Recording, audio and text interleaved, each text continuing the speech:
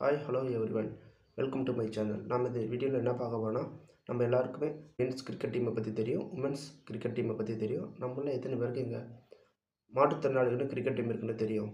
இந்த நியூஸ் படிக்காத வரைக்கும் எனக்கும் மாற்றுத்திறனாளிகளும் ஒரு கிரிக்கெட் டீம் இருக்குன்னே தெரியாது. இப்போ தான் நானும் தெரிஞ்சுக்கிறேன், நீங்களும் தெரிஞ்சுக்கலாம். மாற்றுத்திறனாளிகளுக்கான சாம்பியன் டிராஃபி கிரிக்கெட் தொடரில் இந்திய அணி விளையாடி வின் பண்ணி சாம்பியன் பட்டத்தை கைப்பற்றிருக்காங்க. இந்த நியூஸ் தான் நம்ம விவரமாக பார்க்க போகிறோம். Welcome to my channel. I am Gopal. முதல்ல இந்த போட்டி T20 போட்டி எங்கே நடந்திருக்குன்னா இலங்கையில் நடந்திருக்கு. யார் யாருக்கு நடந்திருக்குன்னா இந்தியாவுக்கும் இங்கிலாந்துக்கும் நடந்திருக்கு. முதல்ல இந்தியா டாஸ் வின் பண்ணி பேட்டிங் சூஸ் பண்ணிருக்காங்க. இந்திய பேட்ஸ்மேனான யுகேந்திர படோரிகா 40 பந்துகளில் 73 ரன் அடிச்சிருக்காரு. 4 4 5 6. இதனால் இந்திய அணியின் ஸ்கோர் 197 அடிக்கப்பட்டது. 197 டார்கெட்டாக வச்சு இங்கிலாந்து அணி விளையாடினாங்க.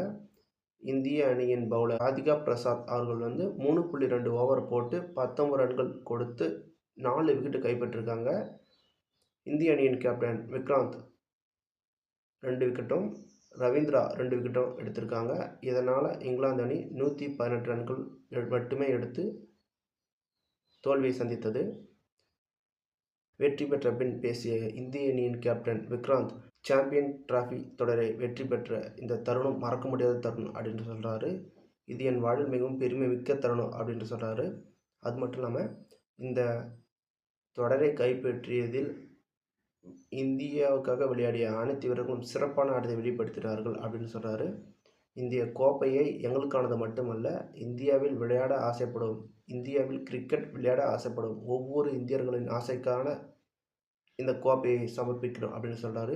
இந்திய அணியின் பயிற்சியாளர் கோச் ரோஹித் ஜாலினி என்ன சொல்கிறாருன்னா, இந்த வெற்றி இந்தியா கிரிக்கெட்டுக்கு சாதனையாகும், மிகவும் சிறப்பான வெற்றி அப்படின்னு சொல்கிறாரு. சிறந்த ஆட்டத்தை வெளிப்படுத்தி பெற்ற வெற்றி அப்படின்னு சொல்கிறாரு. இந்த நியூஸ் நம்ம எதுக்கு தெரிஞ்சுக்கணும்னா, இந்தியாவில் இந்த மாதிரி ஒரு மாற்றுத்திறனாளிகளுக்குன்னு ஒரு கிரிக்கெட் டீம் இருக்குது, நாடுகளுக்கு கூட விளையாடி சாம்பியன் பட்டத்தை கைப்பற்றிருக்காங்க அப்படின்ற நியூஸை நம்ம தெரிஞ்சுக்கிறோம்.